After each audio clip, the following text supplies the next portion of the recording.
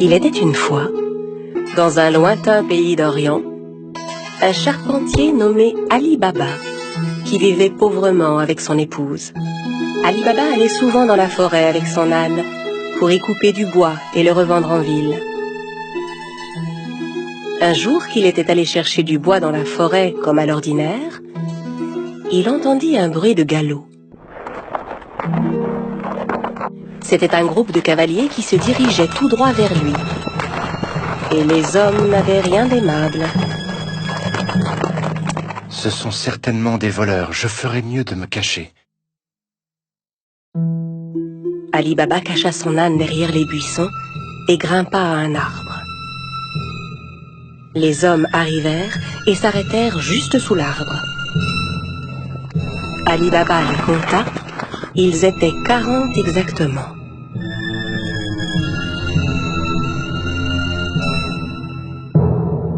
Les hommes déchargèrent les lourds sacs que portaient leurs chevaux. Et Ali Baba comprit alors que ces hommes étaient bien des voleurs.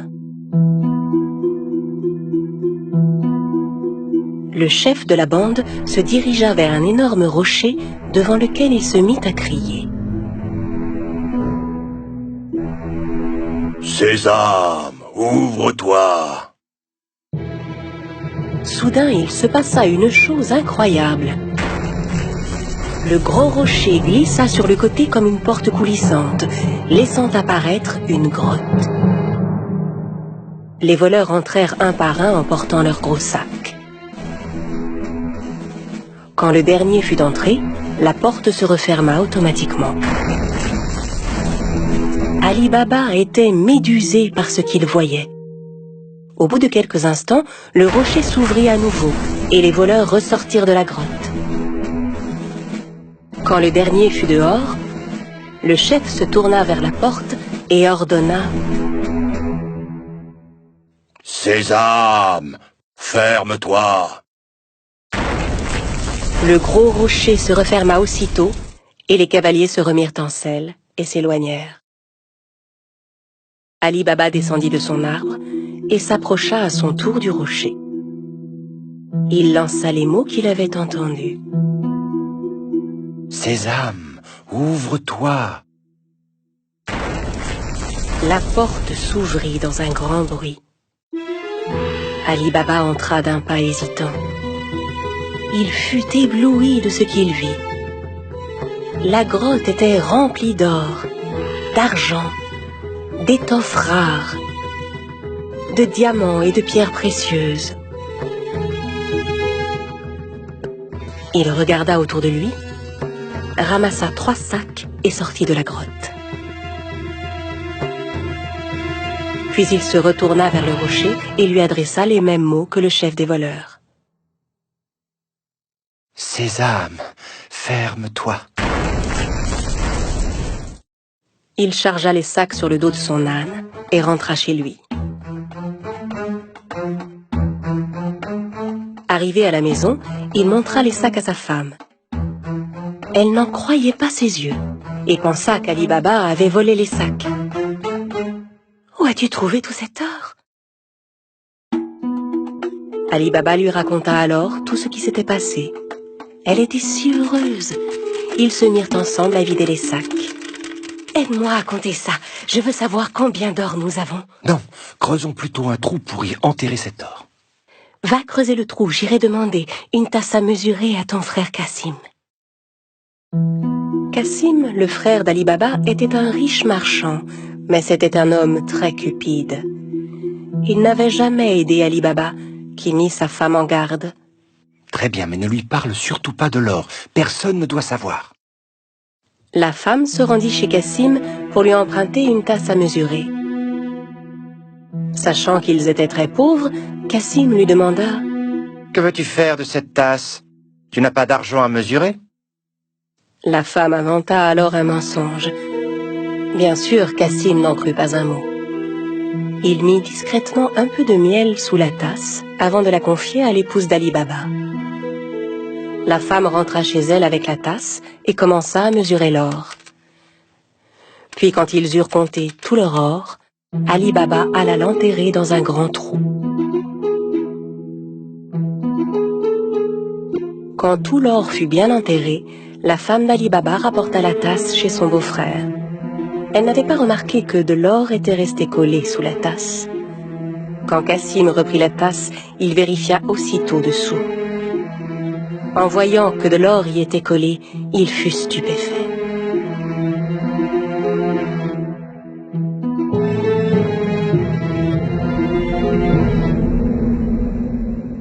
Je me demande où Ali Baba a pu trouver cet or. Cassim ne put pas dormir de la nuit. Le lendemain matin, il se leva et se rendit directement chez son frère Ali Baba pour lui montrer l'or collé sous la tasse. Ali Baba, d'où vient cet or? Je croyais que tu étais pauvre. Où l'as-tu trouvé? Ali Baba lui raconta tout et le pria de n'en parler à personne d'autre. Si tu ne me dis pas où se trouve cette grotte, je dirai au voleur ce que tu as fait. Mais, Cassim... Ali Baba savait que Cassim ferait ce qu'il disait. N'ayant pas d'autre choix, il conduisit son frère à la grotte. La grotte est juste derrière ce rocher. Maintenant, allons-nous-en d'ici. Les voleurs ne vont pas tarder à revenir. Ali Baba et Cassim rentrèrent chez eux, mais Cassim ne cessait de penser à la grotte. Il prit 2 chevaux avec lui et retourna à la grotte aussitôt. Arrivé devant l'entrée, il récita les mots qu'Ali Baba lui avait indiqués. « Sésame, ouvre-toi » Le gros rocher se mit à bouger et la grotte s'ouvrit. Cassim n'en croyait pas ses yeux. Il était fasciné par le spectacle qui s'offrait à lui, hypnotisé par tout l'or qui brillait. Le plus vite possible, il commença à remplir les sacs qu'il avait apportés avec tout l'or qu'il pouvait. Quand tous ces sacs furent pleins, il retourna vers la sortie. Mais la porte s'était refermée. Et malheureusement, il avait oublié les mots qu'il fallait dire. Il essaya toutes sortes de formules pour ouvrir la grotte. « Porte, ouvre-toi Rocher, ouvre-toi Grotte, ouvre-toi » Mais quels que soient les mots, la porte restait fermée. Cassim commença à paniquer. Il chercha une autre porte, mais n'en trouva aucune. Au bout d'un moment, les voleurs revinrent à leur grotte. Quand ils virent les chevaux de Cassim, ils se méfièrent et sortirent leurs épées. « Sésame, ouvre-toi »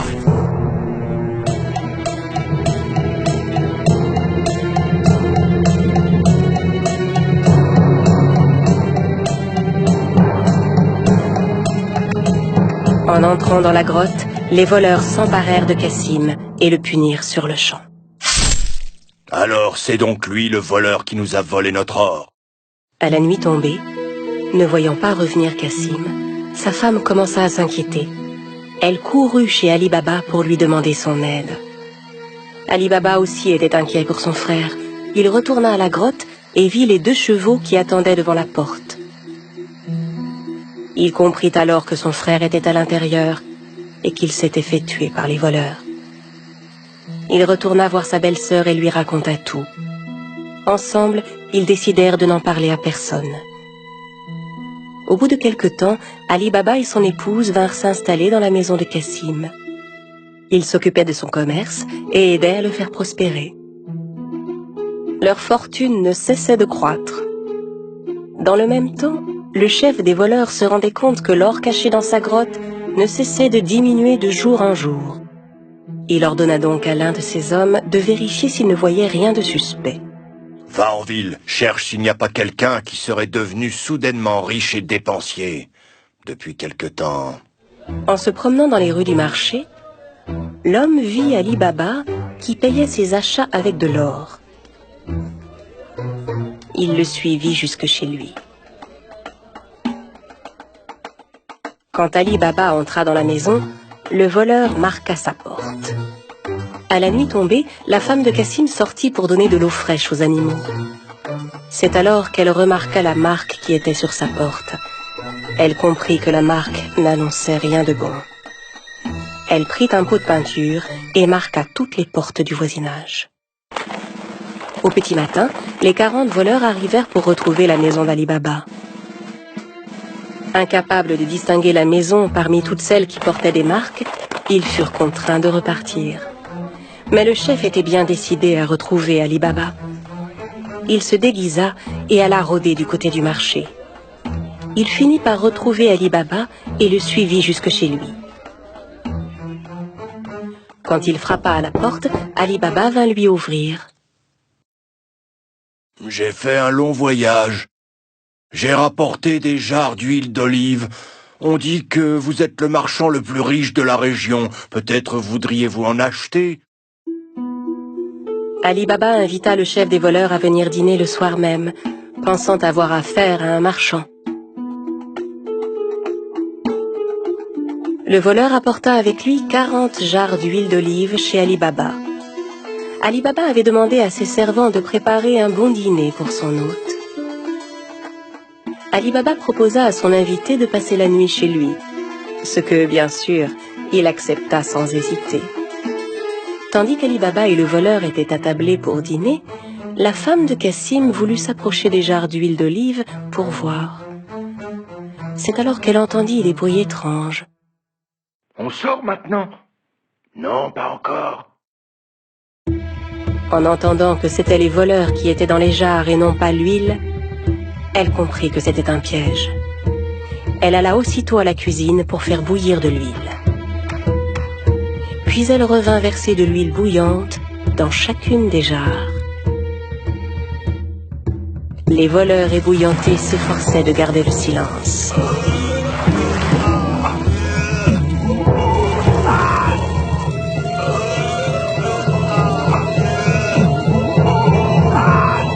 À minuit, quand tout le monde était endormi, le chef des voleurs alla vers les jarres. « Vous pouvez sortir maintenant. » N'ayant aucune réponse, il appela à nouveau. « Les gars, vous dormez ?» N'entendant à nouveau aucune réaction, il décida d'ouvrir les jarres et fut terrifié de ce qu'il vit. Terrorisé à l'idée de se faire attraper à son tour, il s'enfuit et ne revint jamais. Le lendemain matin, la femme de Cassim raconta à Ali Baba ce qui s'était passé. Cette fois, il savait qu'il n'aurait plus jamais à s'inquiéter des voleurs. À partir de ce jour, Ali Baba et sa famille menèrent une vie riche et heureuse.